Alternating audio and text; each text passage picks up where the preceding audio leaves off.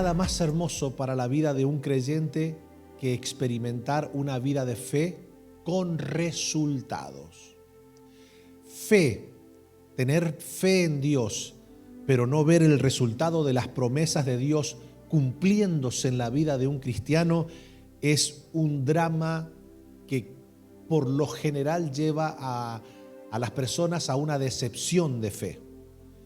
Nosotros, en el momento en que Dios nos permite acercarnos a Él, lo hace Dios con la intención de que entendamos que Él no es una denominación religiosa, un cuerpo, una institución humana. La iglesia es una bendición espiritual que Dios dejó en la tierra y que claramente nosotros debemos entender que el Evangelio no es una religión. El Evangelio, según las Escrituras, es poder de Dios para todo aquel que en Jesús cree. Entonces, el Evangelio es poder. El Evangelio es poder y la fe es resultado. Diga conmigo, el Evangelio es poder de Dios y la fe es resultado. Es decir, creer, tener fe en las promesas de Dios provoca un resultado.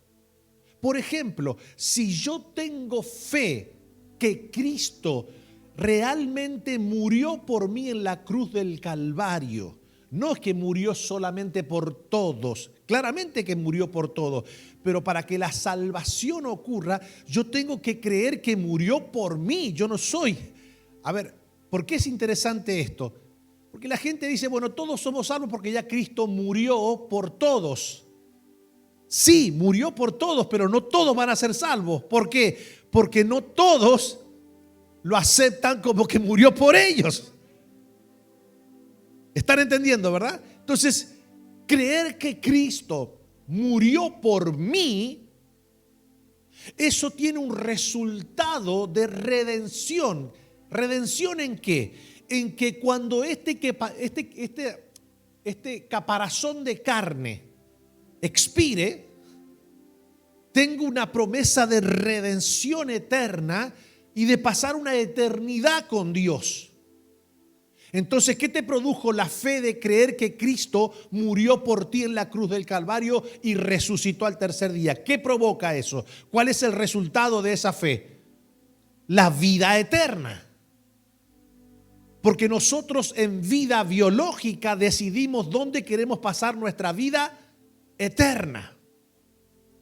Entonces, si nosotros llevamos el mismo principio a todo lo que la Biblia enseña, vamos a comenzar a ver los resultados de nuestra fe. Por ejemplo, ¿cuántos tienen fe y creen que Dios es todopoderoso? A ver, no los escuché. ¿Cuántos creen y tienen fe que la Biblia enseña que Dios es todopoderoso y que aún lo que es imposible para los hombres es posible para Dios? ¿Cuántos creen eso? Bueno, el resultado de esa confianza, de esa fe, es el desestresarte. A ver, quien cree que Dios es todopoderoso venció el estrés. Quien cree que Dios es todopoderoso, entonces nunca pierde el gozo. ¿Por qué? Porque el gozo de nuestro corazón no está sujeto a la ausencia de problemas externos. El gozo de nuestro corazón se mantiene a pesar de que las situaciones sean adversas. ¿Por qué? Porque como creemos que Dios es todopoderoso, a pesar de que nos toque atravesar una situación imposible de superar, su poder nos da la sabiduría para que podamos avanzar y salir triunfantes de cualquier adversidad en la tierra. Entonces, ¿se pierde el gozo? ¿Se pierde el gozo? No. Entonces, yo quiero en este día terminar de enseñarles, porque tengo un deseo tan ferviente en mi espíritu de que todos nosotros, los que somos parte de esta casa ministerial, podamos de una vez por todas tener toda nuestra confianza y la sabiduría, fundamentada en la palabra de Dios. Usted y yo debemos aprender a amar las Escrituras, a creer en las Escrituras, a poner por obra lo que las Escrituras nos enseñan. ¿Se entiende?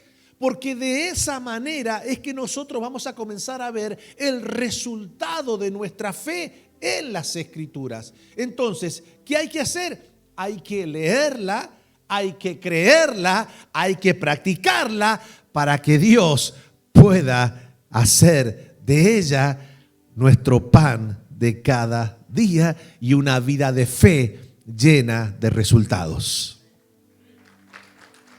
Entonces dice la Biblia que no solamente hay que ser oidor de la palabra, sino hacedor de la misma. Que no solamente hay que leer la Biblia, sino que hay que escudriñarla, hay que atesorarla.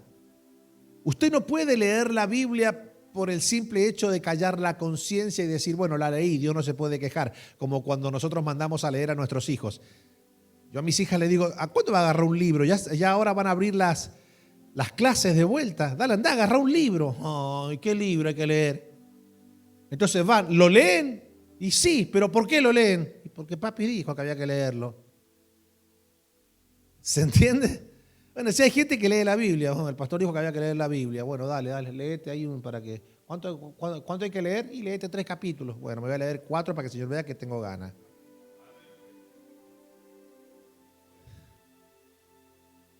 Claramente. Hay gente que lee 5 capítulos para callar la conciencia y no aprendió nada. Pero hay gente que tiene hambre de aprender y lee un versículo y ya ese día fue totalmente edificado, nutrido y fortalecido por la palabra de Dios. Entonces, vivimos días en donde el engaño religioso está a la orden del día.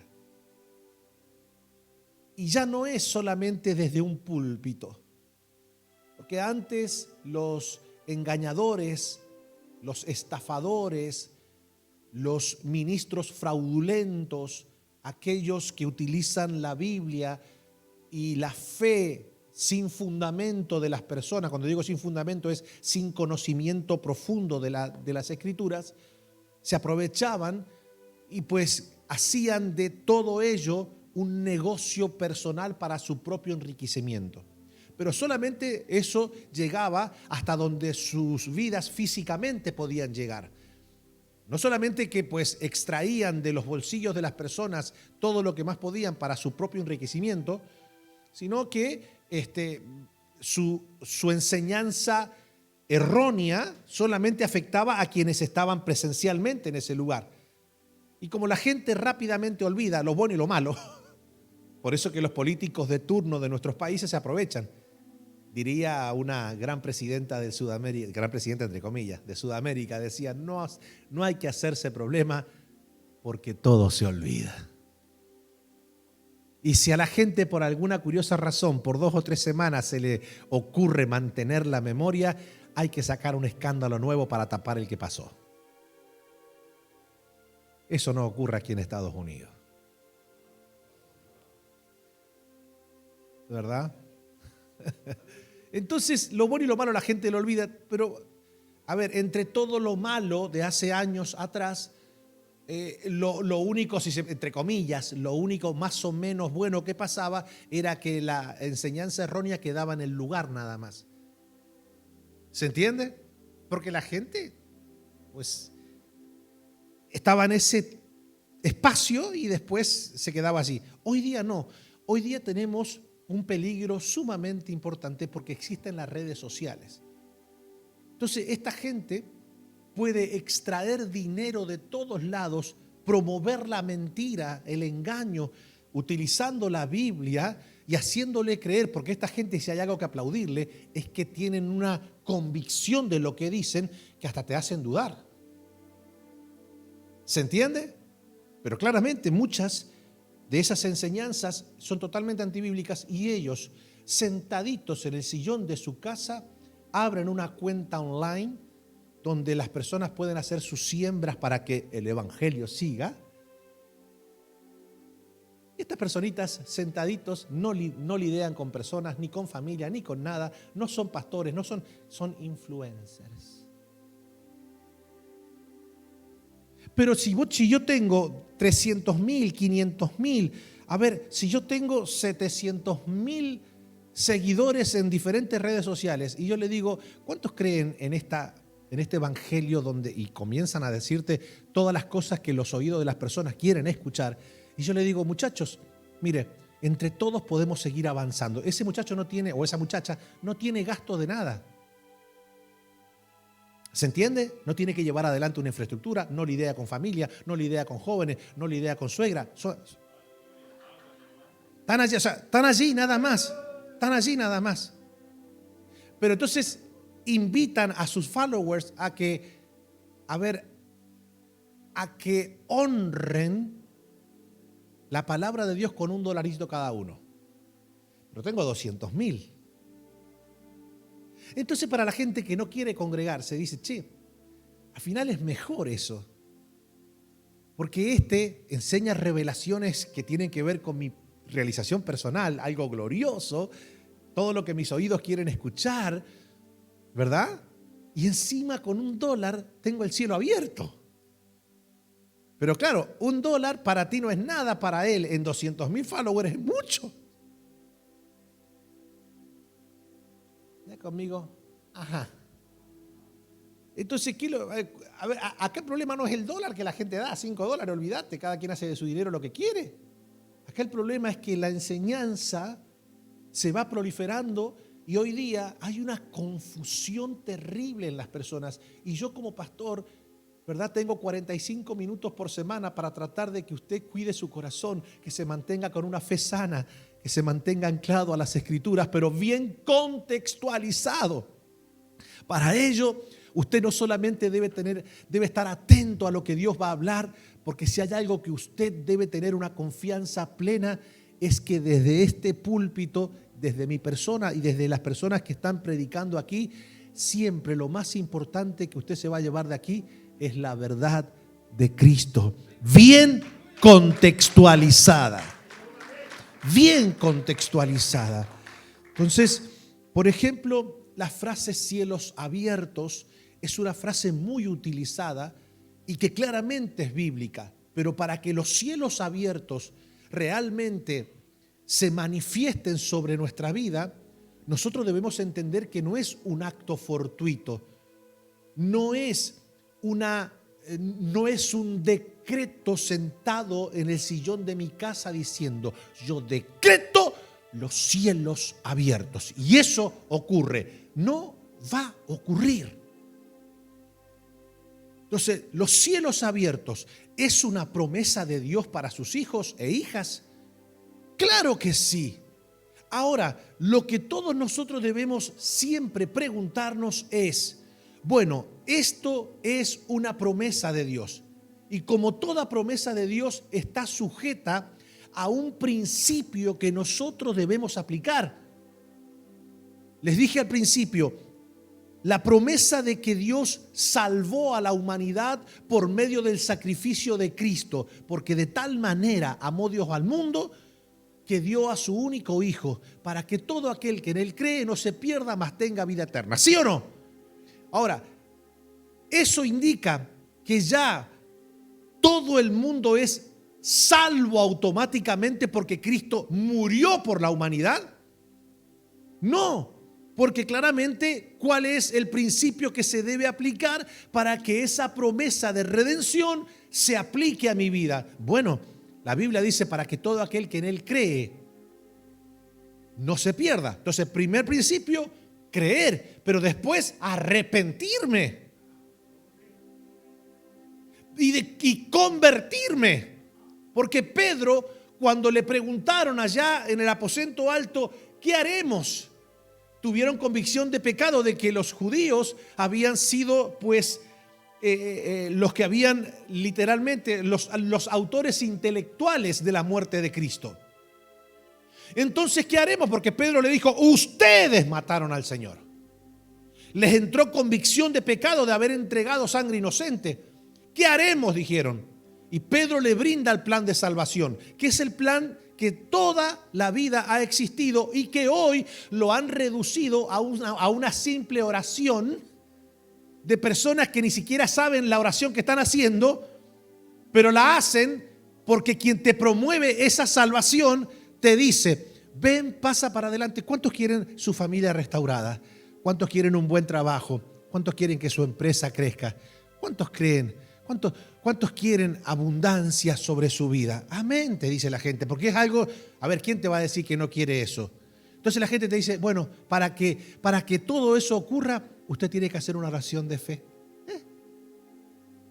Entonces, ¿cuál es la salvación que te ofrecen hoy? Que la gente haga una oración de fe que no entiende, porque la gente repite, pero no es cuestión de repetir, es cuestión de que entienda lo que estás diciendo. Porque yo puedo repetir en un lugar y decir, yo acepto a Jesús como mi Señor y mi Salvador. Yo, Señor, te pido perdón por todas mis faltas, porque ya ni pecado utilizan. La palabra pecado es como que choca, ¿viste? No, es muy fuerte. Una falta, un error, ¿verdad? Y creo en la vida eterna. Amén. Ya eres salvo. Ahora prepárate porque tus días gloriosos. Ahora, no le enseñan a esa gente que cuando yo digo, yo acepto a Jesús como mi Señor, yo le estoy diciendo a Dios, yo acepto a Jesús como mi dueño, muero a mí mismo para que sea la palabra de Dios y Cristo reinando en todas mis decisiones. Dejo atrás el viejo hombre y comienzo a caminar en el nuevo. No, imagínate, si vos le dijeses eso a la gente, que cuando hacen la oración de fe, lo que estás diciendo es, al decirle tú eres mi Señor, tú le estás diciendo a Jesús, tú eres mi dueño y yo soy tu esclavo, a ver si cuántos pasarían. Por eso que dice la Biblia que muchos en el final de sus días le van a decir, pero Señor, y Él les va a decir, pero ¿por qué ustedes me llaman Señor? Si no hacen lo que yo les digo. ¿Y sabe qué es lo peor? Que les va a decir, no solamente que les va a reprochar por haberle llamado Señor y no haber hecho lo que Él les decía, sino ¿sabe cuál es la consecuencia? Apartado de mí, malditos, al fuego eterno. Ay, pastor, pero por tu vida, ¿qué es esto, caballero? ¿Se dan cuenta, verdad? Pero como el ministro no está interesado en la redención, está interesado en que la gente salga contenta en el oído y que pueda soltar buenos pactos. Entonces, ¿usted sabe lo que llevó a escribir la primera carta al apóstol Pablo? ¿Qué fue lo que lo llevó a escribir su primera carta? La irritación de falsas enseñanzas que se estaban llevando a cabo. El apóstol Pablo escribe su primera carta a los Gálatas y el tipo estaba enervado, pero estaba enervado mal, porque cuando él escribe dice, me gustaría estar presencialmente con ustedes y no escribirles solamente para hablarles en otro tono. ¿Por qué? Porque habían judíos que se estaban metiendo dentro de la comunidad de cristianos y le estaban diciendo, escuchen, ustedes no solamente necesitan creer en Cristo para ser salvos, ustedes necesitan circuncidarse, necesitan practicar las ceremonias judías. Entonces, ¿qué fue lo que llevó a Pablo a escribir la primera carta? Que se había enervado por la falsa doctrina que se estaba enseñando. Y hoy, cuando yo escucho a la gente diciéndole, cuando escucho a gente desde un púlpito, desde una plataforma digital, diciéndole a la gente, ¿cuántos creen que viene cielos abiertos sobre su vida? Sí, ahí donde está, levanta tus manos. Yo como profeta te decreto, ahora recibe cielos abiertos. A mí me da una patada en el estómago, mi hermano. Porque no estoy dando nombre, a mí no me gusta dar nombres. Yo lo que ataco no es a las personas, es la enseñanza. Porque Dios no me mandó a juzgar a personas, pero sí me mandó a juzgar las cosas. Porque si yo no les enseño a ustedes esto, ¿verdad? Porque hay canales, pero por todos lados, ¿me entiende? Usted venga, pacte, traiga plata, haga esto, haga aquello. Y la gente piensa que está haciendo un acto de fe y que esa fe va a ser premiada por Dios, y después se da cuenta que no pasa nada. Y su fe se ve debilitada porque piensa que Dios no le escuchó. Y a aquella persona que te hizo el decreto, tal vez no la veas nunca físicamente para decirle, che, vos fuiste un embustero, me engañaste. Y si tenés la posibilidad de verlo cara a cara o verla y decírselo, te va a decir, lo mío no, yo como profeta decreté, lo tuyo fue la falta de fe.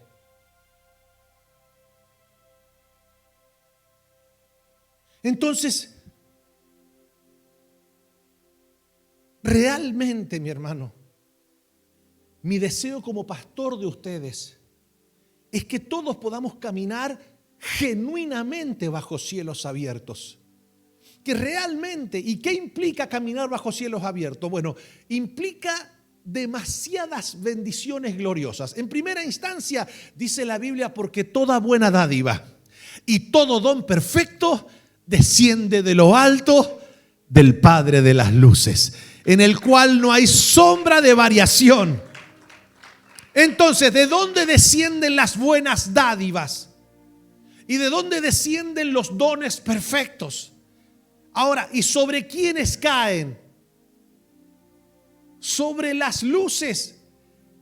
Es decir, las buenas dádivas, porque si desciende del cielo, quiere decir que eso es una bendición de un cielo abierto. La persona va caminando por la vida obedeciendo a Dios, adorando a Dios, exaltando a Dios, creyéndole a Dios, predicando de Dios, estudiando a Dios. Y entonces del cielo, ¿qué te comienzan a caer? Ayúdeme, del cielo, ¿qué te comienza a caer? Buenas dádivas. ¿Pero por qué te comienza a caer? Porque vos estás siendo luz. Y una persona que es luz es una persona que no se mete, no se enajena de la sociedad entre medio de cuatro paredes, porque Jesús dice, no se puede agarrar la luz y meterla debajo de una mesa, meterla debajo de un almud, meterla debajo de un edificio llamado templo.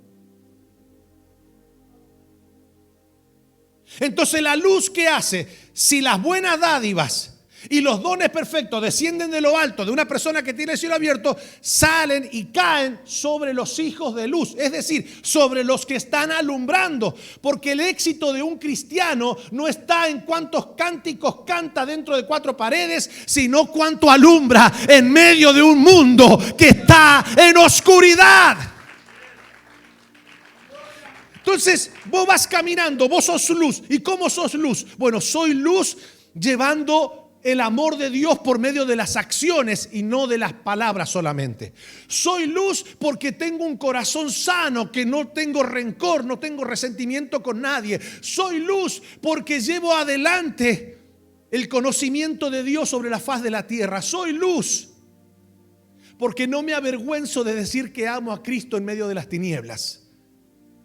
Entonces esa luz hace que el cielo se vaya manteniendo abierto. Entonces, del cielo, ¿qué caen? Diga conmigo, del cielo caen buenas dádivas. Está bueno, ¿verdad? Del cielo, ¿qué cae? Dones perfectos. ¿Qué más cae del cielo? Dice la Biblia que hay un río que sale del trono de Dios, y ese río se derrama y es para la sanidad. Ayúdeme. Y ese río es para la sanidad de la nación. Entonces hay un río que sale de la presencia de Dios, y cuando se derrama sobre la tierra, ¿qué es lo que hace ese río a medida que va pasando por la vida de una persona? Lleva sanidad. Entonces, ¿qué cae del cielo? Sanidad física, sanidad del alma. Es por eso que la Biblia, pero pastor, ese río ¿por dónde pasa? Porque yo he ido a muchos ríos, he ido al río Arizona, al río de la Plata, he ido al río Grande. De hecho,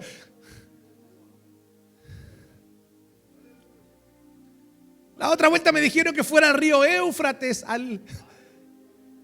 que ahí estaba el paraíso. No, no, no, no. Ese río es el río de agua viva que brota en un corazón adorador. Porque dice la Biblia que cuando uno adora a Dios en espíritu y en verdad, de su interior correrán ríos de agua viva. Y cuando uno adora a Dios en espíritu y en verdad, en el trono dice: allí hay alguien que me adora por lo que soy y no por lo que tengo. Abrile las compuertas del río que sale del trono de Dios y va a comenzar a fluir por su espíritu. Y donde el río de Dios fluye, las sanidades ocurren. Pero hemos cambiado la adoración por los cánticos. Pero pastor, ¿cantar no es adorar? No, adorar es vivir lo que estoy cantando. Y cantar una linda canción de adoración y no vivirla, no, no es adoración, es hipocresía.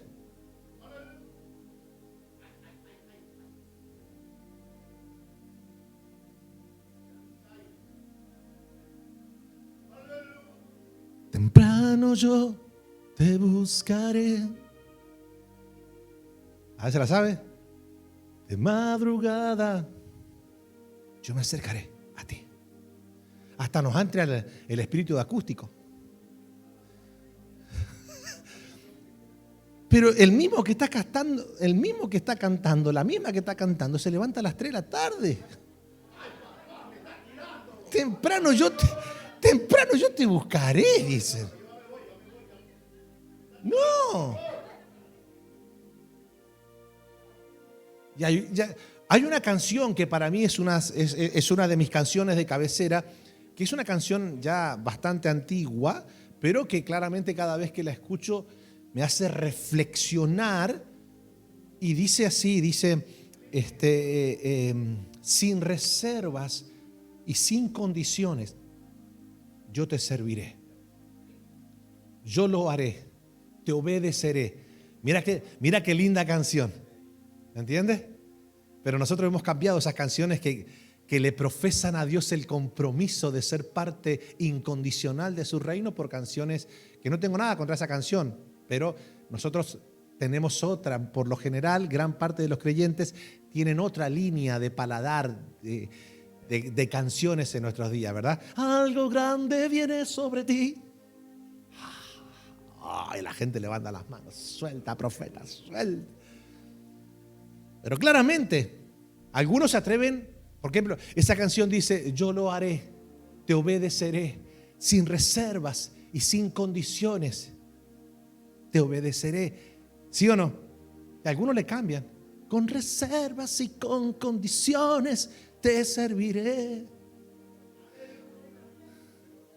Yo no lo haré, no te obedeceré, solamente haré un decreto y tú lo harás. ¿Para qué? ¿Para qué hice esa letra? Ahora cualquiera de estos la van a cantar y la gente va a decir: no te obedeceré, porque vivo por gracia y no por la ley.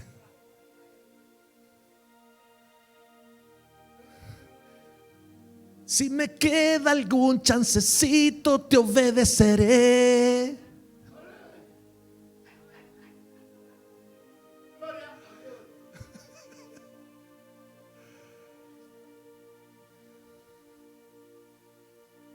Escuche esto que es interesante. Dios va a levantar una generación genuina, una generación que ame a Dios, que exalte a Dios, que glorifique a Dios, que obedezca a Dios, que alumbre a los pueblos de la tierra con la palabra de Dios. Y esas personas, sin hacer ningún decreto, van a comenzar a ver que de repente las buenas dádivas comienzan a caerle. Y dice la Biblia: por cuanto el rey se goza en su salvación y se deleita en él, el Padre le va a salir al encuentro con bendiciones de bien. Dios te va a salir al encuentro cuando tengas una vida de obediencia y de completa entrega al Espíritu Santo.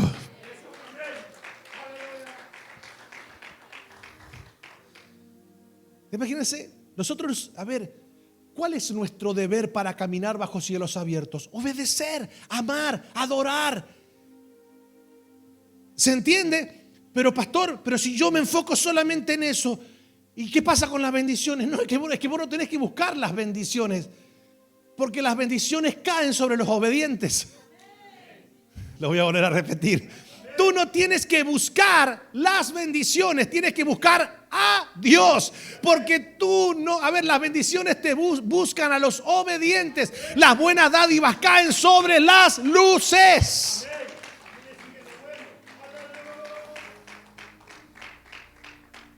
No hay nada más rico, por eso les dije al principio, no hay nada más hermoso que vivir una vida de fe con resultados. Entonces tú eres un testimonio y entonces tú le enseñas a la gente y le dices, ¿sabes qué?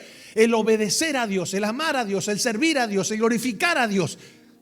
Eso ha hecho que mi vida vaya caminando de gloria en gloria, de poder en poder, de victoria en victoria. Entonces vos sabés que estás bajo cielo abierto.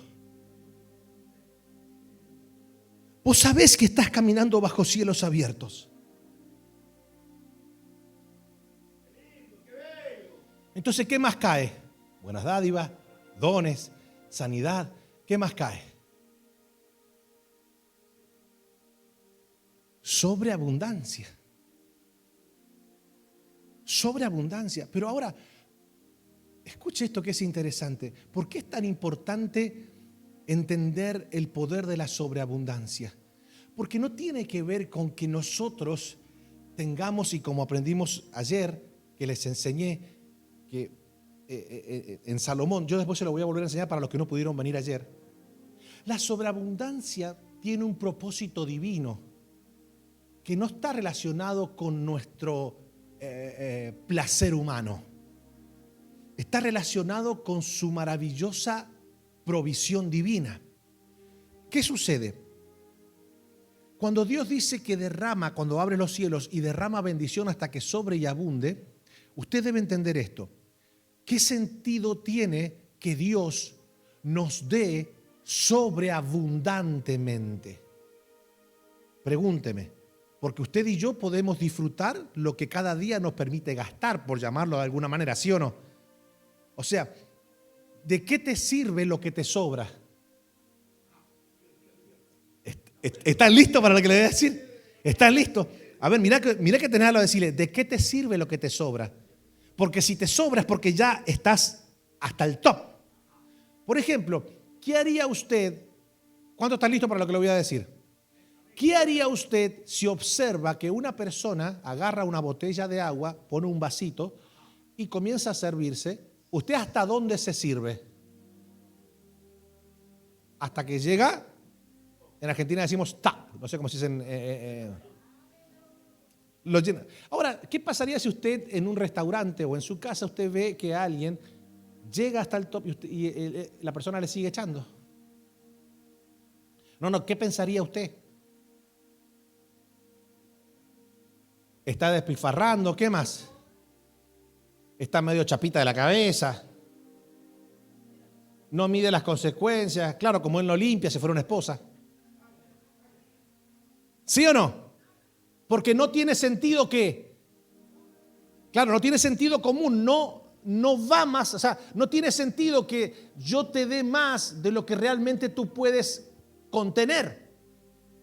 Ahora, si hay una criatura sedienta, ¿verdad? Al lado de la mesa, que hace 20 días que no toma agua, y todo lo que yo estoy echando como se desborda, va cayendo así, ¿verdad?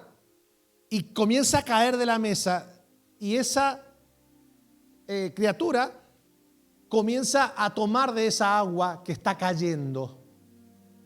¿Están listos? Ok, para esa persona, ¿qué va a hacer después de 20 días sin tomar agua?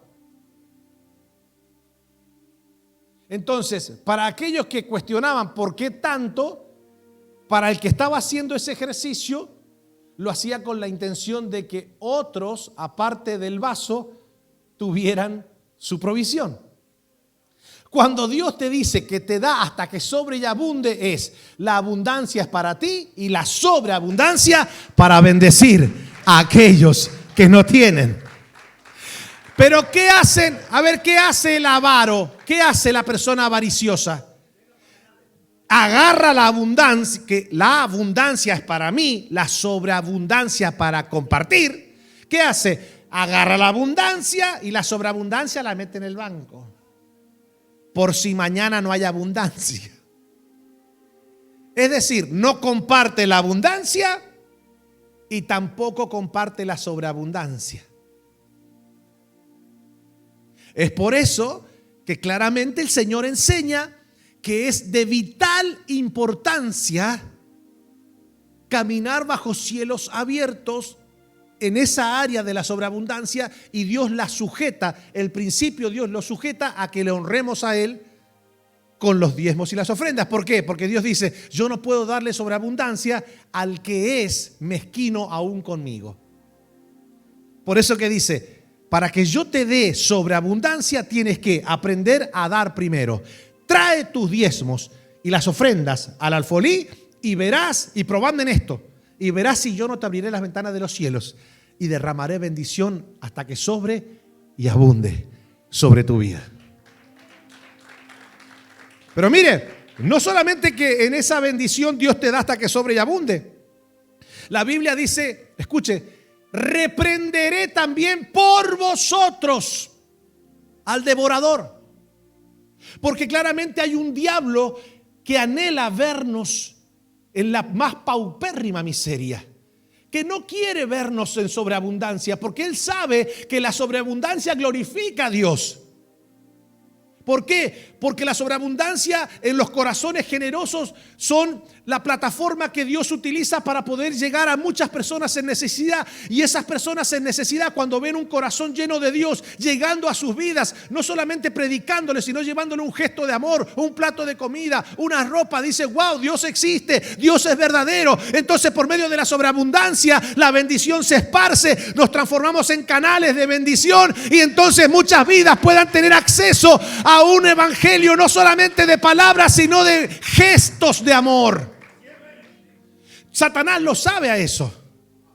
Y como Satanás lo sabe, dice, al infierno no le conviene que los hijos de Dios caminen bajo cielos abiertos en esa área. ¿Por qué? Porque de esa manera, pues ellos van a estar todo el tiempo luchando con sus mismos problemas. Siempre yo hago esta pregunta: ¿cuántos de ustedes tienen problemas? Bueno, algunos no tienen problemas. Padre, gracias. Ayúdales a salir de la depresión.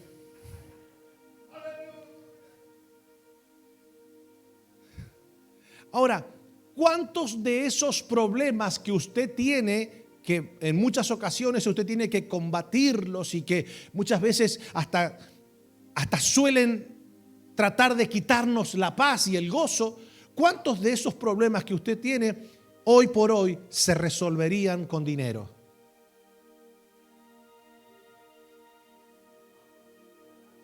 ¿Te das cuenta? Quizás no todos, pero gran parte de los problemas que enfrentamos, ¿con qué se resuelven? Gran parte, no todos, gran parte se resuelven con dinero. ¿Y qué sucede? Entonces Satanás sabe. Entonces dice, no, hay que mantener a los hijos de Dios con cielos cerrados. ¿Y de qué manera se cierra el cielo? Poniendo avaricia en el corazón de ellos, porque el avaricioso no da.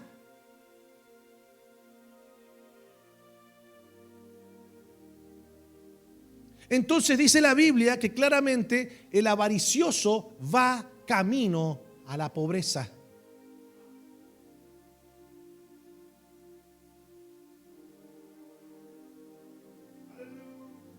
Me dan 5 minutos más. ¿A cuántos Dios nos está enseñando ahora? Claro, o sea, vos te enfocás en creerle a Dios, en obedecerle a Dios, en caminar, en decirle, Señor, ¿qué don tú me has dado? Porque del cielo, ¿qué descienden? Descienden buenas dádivas, pero ¿qué más descienden? Entonces la pregunta es, todos nosotros venimos con un don. Ninguno viene aquí sin un don. Todos tenemos un don. Algunos tienen el don de servicio. Por ejemplo, a mí Dios me dio el don de la oratoria, ¿verdad? Yo agarro el micrófono y la gente me escucha. Pero no todos tienen ese don. porque es un don. O sea, todos estamos llamados a predicar, pero no todos tienen el don de la palabra, de pararse en público y hablar. Yo nunca pensé que lo iba a tener. Imagínate que yo era un borrachito,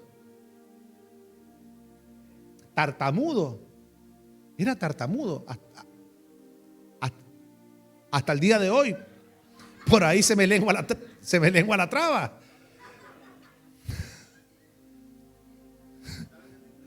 No, en serio. Ustedes se han dado cuenta que por ahí tartamudeo, ¿verdad? Y le he orado 3 veces para que el Señor me lo quite. El Señor me dijo, bástate con mi gracia.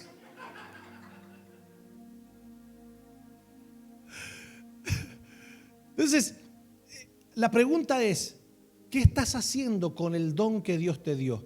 Porque el don que Dios te dio, ya sea de lo que fuese, lo tienes que poner al servicio de Él. Entonces, pastor, ¿qué hago?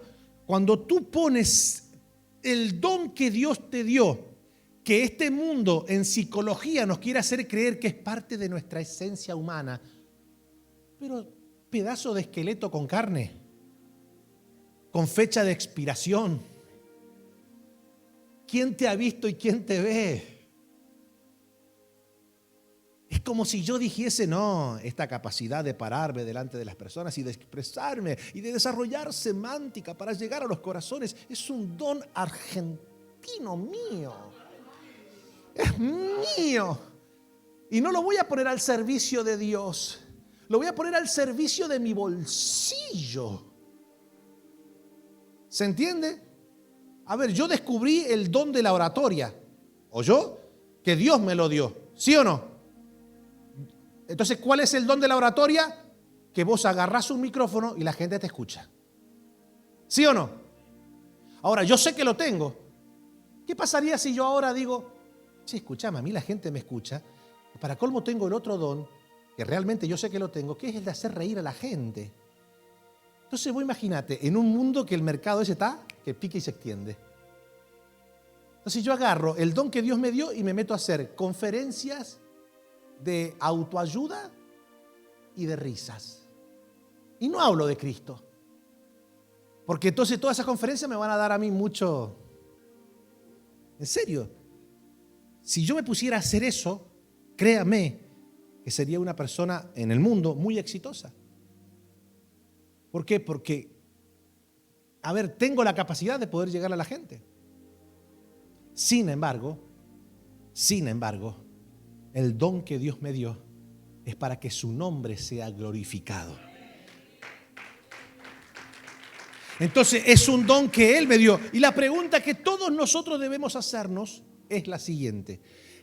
¿Qué estoy haciendo con el don que Dios me dio? Hay gente que dice, bueno, pastor, yo todavía no lo tengo identificado. Bueno, pedile a Dios, Señor, dame sabiduría. ¿En qué soy? O sea, ¿cuál es el don? ¿Cuál es el regalo? Esa es la palabra don en griego.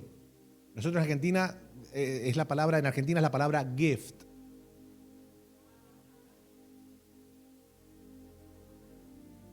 Entonces, te hago una pregunta. What are you doing with your gift? ¿Qué estás haciendo con tu regalo que Dios te dio? Pero pastor, ¿qué hago entonces? Ok, si no lo tenés identificado, dile, Señor, muéstrame, así, o sea, podés orar en cubano, Señor, muéstrame para qué soy bueno. Si lo querés hacer en argentino, Lord, show me. Let me know what is my gift. Si no lo tenés claro, pedile, porque dice la Biblia que el Espíritu Santo repartió a cada uno dones como Él quiso. Así que dentro tuyo hay mínimo un don y lo tienes que descubrir. Y cuando lo descubras, ponlo al servicio de Dios. Y cuando lo pongas al servicio de Dios, verás que los cielos permanecerán abiertos y las buenas dádivas descenderán y el río de sanidad correrá y la ventana de los cielos se manifestarán en sobreabundancia sobre tu vida. Ahora, si ya lo tienes identificado, ahora dile: Señor, gracias por este don. Ahora lo pongo a tu servicio. Dime, Señor, ¿en qué puedo servirte? Con el don que tú me diste. Y vas a ver que Dios, cuando ve que tienes esa actitud de reconocer que el don que tienes no es producto de nuestra propia sagacidad, de nuestra propia esencia intelectual o humana, y reconocemos que es un don que Dios nos dio por su gracia y con el único propósito de ser un instrumento de gloria para que su nombre sea exaltado entre los pueblos de las naciones, entonces allí Dios dice: esa actitud me gusta. Has entendido que no te traje a la tierra para que seas parte de la decoración. Te traje a la tierra para este tiempo para que seas parte de mi reino. No somos un dibujo inanimado en la tierra, somos un propósito eterno en medio de las naciones.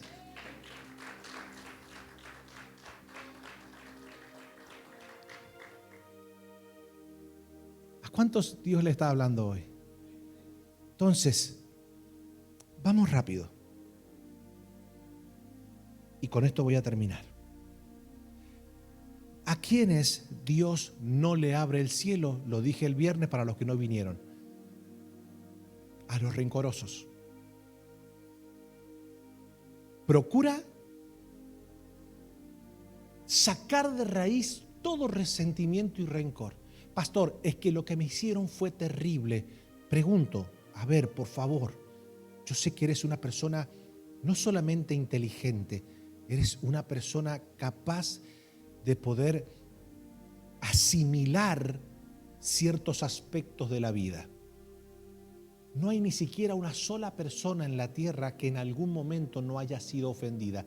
Algunos en mayor o menor medida, pero todos en algún momento nos vamos a encontrar ante una ofensa que alguien nos hizo. ¿Se entiende?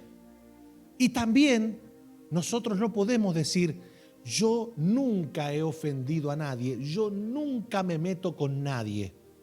Porque una persona que dice que nunca ha ofendido a otra persona, a ver, es la raíz hebrea, la palabra para ese tipo de actitud, la palabra hebrea es mentiroso.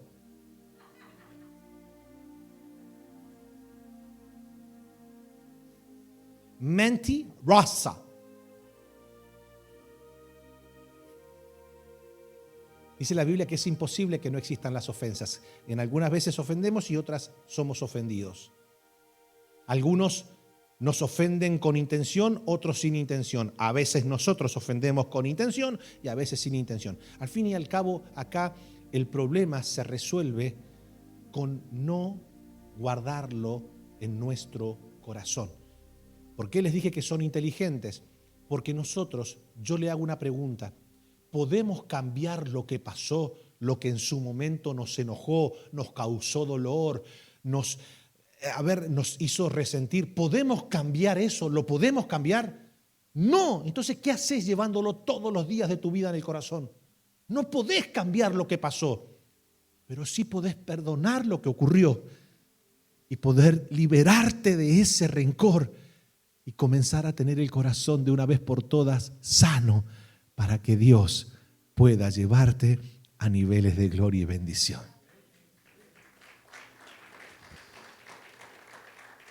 Rápido, dijimos que Dios no le abre el cielo a los rencorosos, no le abre el cielo a los avariciosos, no le abre el cielo a los religiosos, a los que confunden la Biblia y confunden el cuerpo de Cristo con una organización religiosa humana. damas y caballeros, esto no es así. ¿Sabe qué? ¿Le puedo dar una revelación?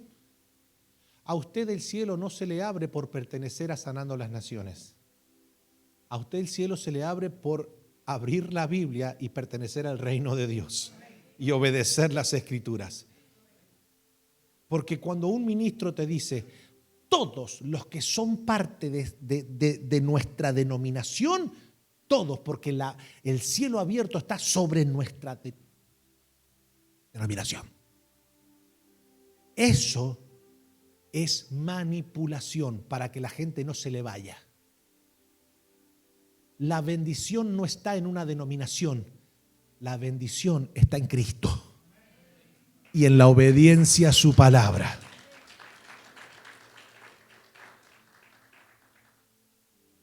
Pastor, qué lindo, qué liberador lo que está diciendo. Claramente, nosotros somos siervos de Cristo.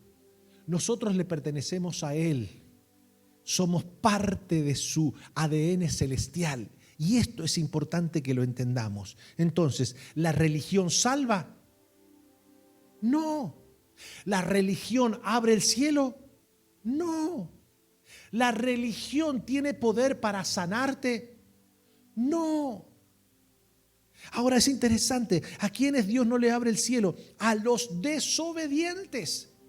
¿Quiénes son los desobedientes? Los que ya conocen lo que Dios quiere que hagan, pero se abstienen de hacerlo. Entonces, la desobediencia aparece de muchas maneras. Está la desobediencia a las autoridades, está la desobediencia al llamado que Dios me hace, está la desobediencia a cumplir los hábitos cristianos. ¿Se entiende? Por ejemplo, hay gente que por cumplir los hábitos cristianos ya piensa que está en un 100% de obediencia a Dios. ¿Cuáles son los hábitos cristianos? Orar, ayunar, congregarse y diezmar. ¿Sí o no? ¿Eso qué son? Hábitos cristianos que, por supuesto, están ordenados por Dios en su palabra. Entonces la persona dice, yo estoy en obediencia con Dios. ¿Por qué? Porque yo ayuno, yo oro, yo me congrego y yo diezmo. Bueno, perfecto. Hasta allí, en los hábitos cristianos, algunos no llegan ni a los hábitos a obedecer.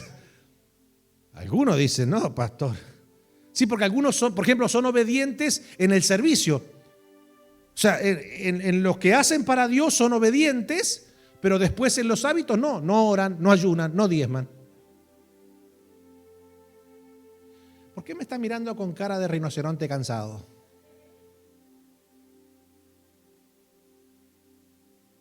Se ríe.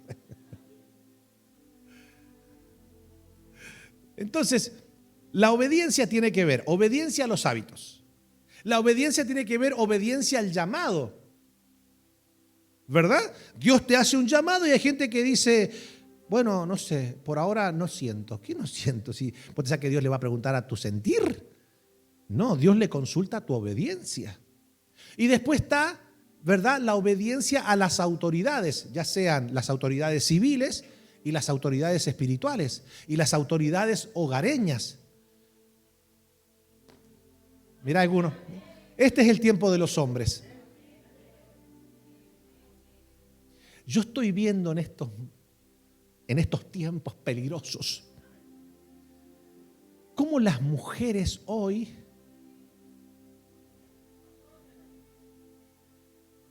gracias, varón. Aprende lo vos que te estás por casar.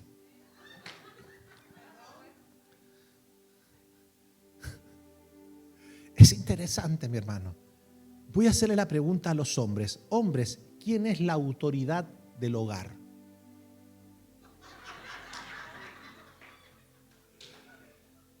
Un día agarró uno y le dije a la mujer, ¿quién es la cabeza en la casa? Le pregunté.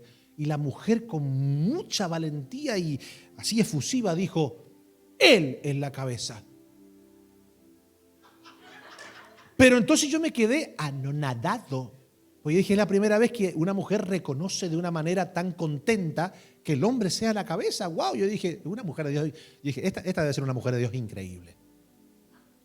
Y le digo, ¿pero por qué estás contenta de que Él sea tu cabeza? Me dice, pastor, porque llegamos a un arreglo. Él es la cabeza. ¿Y vos qué sos? El cuello. Lo muevo para donde quiero.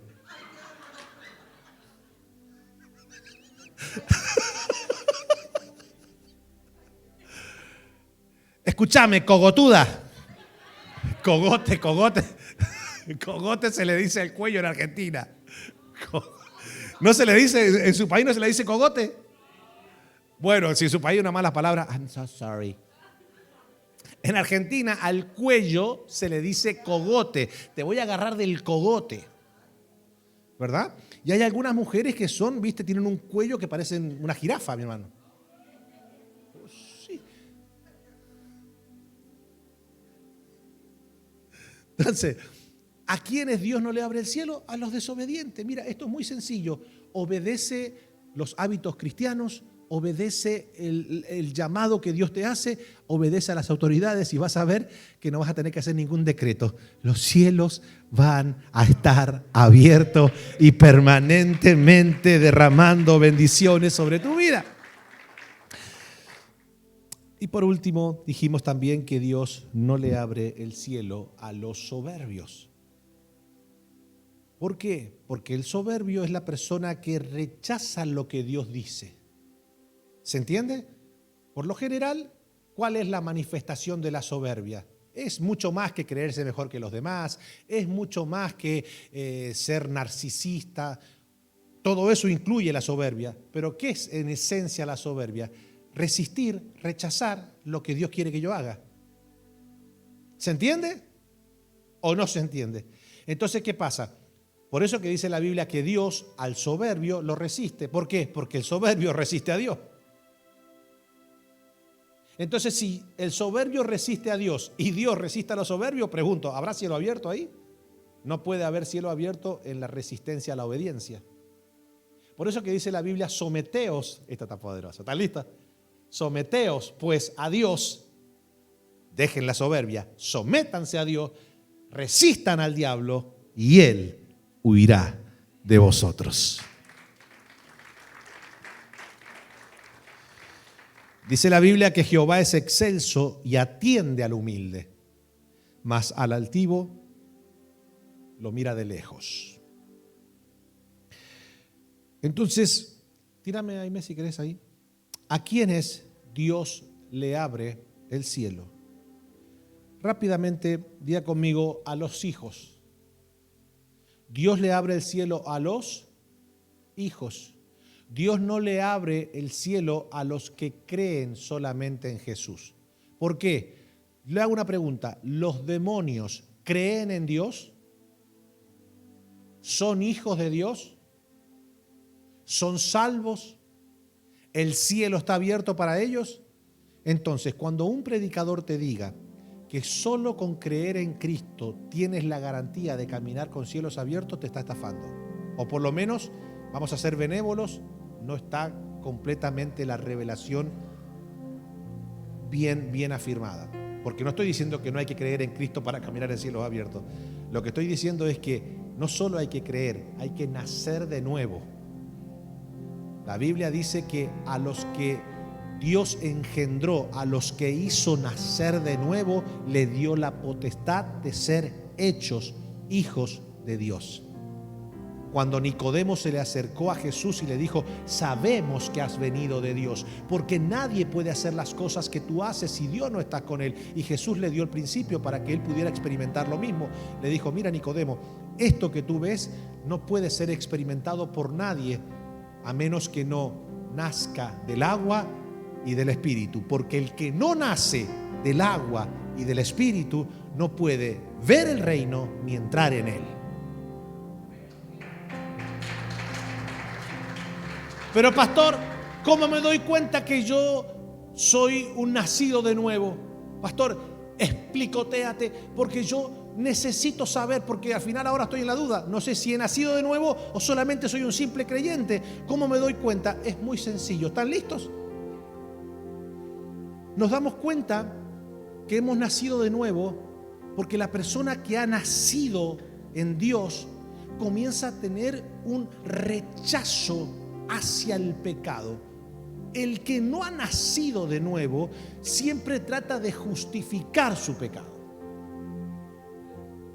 Entonces, por ejemplo, una persona que ha nacido de nuevo vive para agradar a Dios, quiere servir a Dios, quiere glorificar a Dios, tiene un entusiasmo porque Dios se le ha revelado. Y entonces Juan escribe en una de sus epístolas lo siguiente, dice: porque todo aquel, ayúdeme a ver, porque todo aquel que es nacido de Dios no practica el pecado, porque la simiente de Dios mora en él. Nota que no dice no peca, dice no practica el pecado, porque nosotros mientras estemos en este caparazón de carne, no quiere decir que en algún momento determinado quizás fallemos, metamos la pata, pequemos, pero estamos hablando que es un momento determinado. ¿Se entiende? Porque todavía esto corruptible no se ha vestido de incorruptible. ¿Estamos acá? Entonces la Biblia dice: hijitos, si alguno dice que por allí no peca, miente y lo hace mentiroso a Dios. Y si alguno hubiese pecado, noten ustedes el término, si alguno hubiese pecado, como diciendo, esto no es deporte, muchachos, esto es si en algún momento determinado, qué sé yo, fallaste, entonces abogado tenemos para con Dios, a Jesucristo. Él es fiel y justo para perdonarnos y limpiarnos de toda maldad. Ahora, ese es el que en un momento dado peca. Ahora, el que practica el pecado, ya la palabra clave ahí es practicar. Porque el que practica el pecado dice: a mí qué me importa lo que Dios piense, lo que Dios diga, yo vivo mi vida como se me da la gana, yo creo en el Señor y yo no soy religioso como ustedes que se creen santulones. Y si yo te contase lo que me contaron. O sea, permanentemente se anda justificando. ¿Se entiende? Pero no, la evidencia que nos deja saber que hemos nacido de nuevo es porque ahora estamos rendidos a Dios, le amamos a Él, le escuchamos a Él, porque la simiente de Dios que mora en nosotros. Entonces las personas comienzan a llevar una vida espiritual con Dios, comienzan a escuchar a Dios. Pastor, ¿se puede escuchar a Dios? ¿Cómo que tú no vas? Pastor, yo no escucho ni a mi esposa, voy a escuchar a Dios. No, lo primero déjalo así, pero lo segundo porque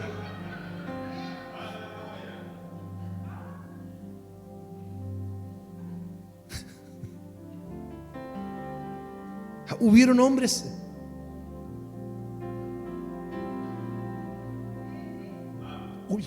en la Biblia por escuchar a su mujer se metieron en candela. Se me viene a la mente el caso de Adán, un muchacho sano de su casa, entregado, consagrado, andaba desnudo en la presencia del Señor, hasta que por culpa de ella dice que se puso a hablar con la serpiente y no se dio cuenta que estaba hablando con el diablo. Me duele, mi hermano. Después tenemos a un Abraham que tiene una promesa y Dios le dice: muchachón, tú vas a ser padre de multitudes. Y el hombre se mantuvo fiel, consagradito, hasta que vino la esposa. Dice que acostate con la Agar, que ya he visto cómo te mira. Y el pobre tipo, contra su voluntad, dijo: no, mi amor, yo te amo a ti. Se lo dijo en inglés, le dijo: don't do that, don't do that. Y él le dijo: por favor, cielo, go with her.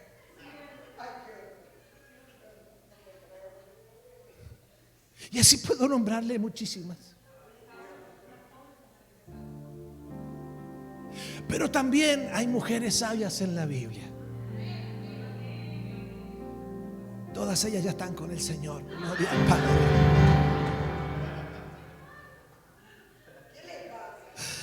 Siento su presencia. Hay cielos abiertos sobre los hombres en este lugar.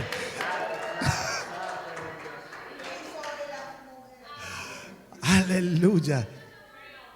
Mujeres, ustedes tienen que entender que si el hombre tiene el cielo abierto, ¿usted vive con él?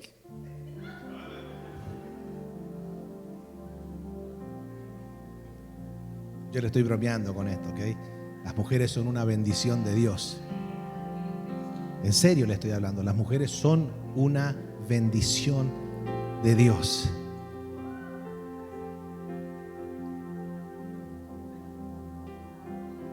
No, escuchen, porque yo les conté la historia que uno le quiere contar, pero en la Biblia aparece una tal Abigail, que si no hubiese sido por ella, al marido le hubiesen dado candela.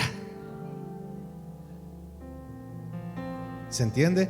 Tenemos una Débora, que no es como las Déboras de la actualidad que andan dando vuelta por ahí, no, la Débora es real, la bíblica. Esa mujer salió a poner el pecho a las balas cuando hombres cobardes no se animaban a tomar su rol de hombres de Dios. ¿Se entiende? Entonces, esto es importantísimo. Es importantísimo que lo entendamos. Dios le abre el cielo a los hijos. Y hoy es el día que Dios diseñó para que nosotros todos dejemos de ser simples creyentes de domingo y nos transformemos en hijos de Dios, nacidos de nuevo del agua y del Espíritu en Cristo Jesús. Póngase de pie.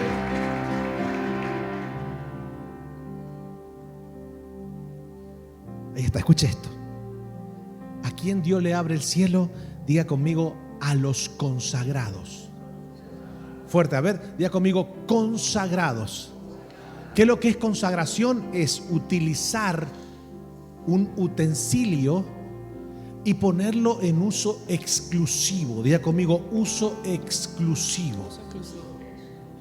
¿Verdad? Entonces escuchen esto. Dios agarra el utensilio que se ha consagrado y lo pone en un lugar de bendición. Lo pone en un lugar de privilegio. Porque una persona decide consagrarse a Dios, apartarse, darle su vida para que Dios disponga de ella. Esa es la bendición más grande que puede tener una persona, cuando decide consagrarse a Dios. Y todo lo que se consagra a Dios es bendecido por Dios. Todo lo que se consagra a Dios vive bajo cielos abiertos de parte de Dios. Salomón consagró el templo que le había hecho a Dios, ¿sí o no? Lo consagró. Y cuando lo consagró, Dios le dijo: ahora mis oídos estarán atentos al clamor en este lugar. Porque Dios escucha a los consagrados. Y el cielo se le abrió. Lo que Salomón no hizo fue, en un momento determinado, dejar de consagrar su vida. Y entonces consagró su cuerpo para ser profanado por mujeres que no eran la voluntad de Dios. ¿Se entiende?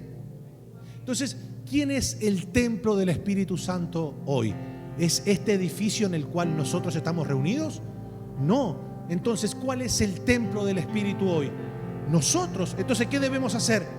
Consagrar el templo, porque dice la Biblia que ya nosotros no somos de nosotros mismos, nosotros le pertenecemos a Dios, y cuando nos consagramos al Padre, su gloria desciende sobre nuestras vidas. Así que ahí donde estás, yo te invito a que pongas tu mano en el corazón y le digas: Señor, hoy me consagro por completo. Hoy dejo atrás mi pasada manera de vivir, y he aquí todas quiero que sean hechas nuevas en ti, Señor. Me despojo del viejo hombre que está viciado y me revisto del nuevo, el que es conforme a la imagen de Cristo. Señor, hazme nacer de nuevo, porque aún ese nacimiento espiritual no es producto de mi inteligencia, es algo que tú otorgas a aquellos que se rinden a ti. Y hoy me rindo a ti. Hazme nacer de nuevo. Hazme nacer del agua del Espíritu. Ayúdame. Ayúdame, Señor, a dejar lo que yo no puedo dejar. Ayúdame en lo que soy débil. Solo tú, Señor, puedes fortalecerme. Ayúdame, Señor. Ayúdame en aquello que yo no pueda dejar. Reconozco que soy débil, pero tu palabra dice: diga al débil, fuerte soy en Cristo. Así que hoy, Señor, mi debilidad la pongo delante de ti y te pido que me hagas fuerte, Señor, para que cuando venga la tentación, el poder del Espíritu Santo me ayude a vencer los deseos de la carne, Señor. Ayúdame. Levante sus manos al cielo. Espíritu, Y adora a Dios. avívanos, te anhelamos, Dios. Espíritu, avívanos, te anhelamos, Dios. Espíritu, Espíritu, avívanos, te anhelamos, Dios.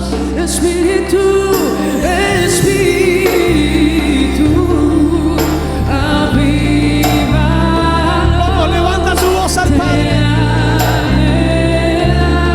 Adórale, adórale, adórale. Espíritu, avívanos, te anhelamos, Dios. Que se abra el cielo. Muévete, Señor. Muévete, Señor. Venga aquí tu reino. Venga aquí tu reino, oh gran Dios. Que se abra el cielo. Y que se abra el cielo. Vamos, dile, muévete. Muévete, Señor. Venga aquí tu reino. Venga aquí tu reino, oh gran Dios. Que se abra y que se